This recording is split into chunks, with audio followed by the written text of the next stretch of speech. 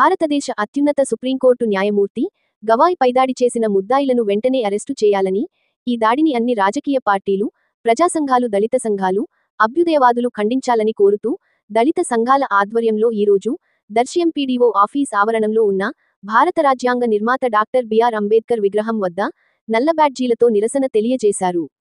ఈ కార్యక్రమంలో దళిత ప్రజాసంఘాల నాయకులు, రాష్ట్ర దళిత సేన దర్శి నియోజకవర్గ అధ్యక్షులు గర్నెపూడి ప్రేమ్ కుమార్, నవ్యాంధ్ర మాదిగ చర్మకారులు, డప్పు కళాకారుల పోరాట సమితి రాష్ట్ర వ్యవస్థాపకాధ్యక్షులు కవలకుంట్ల గోవింద ప్రసాద్ మాదిగ, ఎర్రగుంట్ల నాగేశ్వరరావు, దొంతులూరి కోటేష్, పూసల ఓబయ్య, నరసింహ, వెంకట్రావు తదితరులు పాల్గొన్నారు.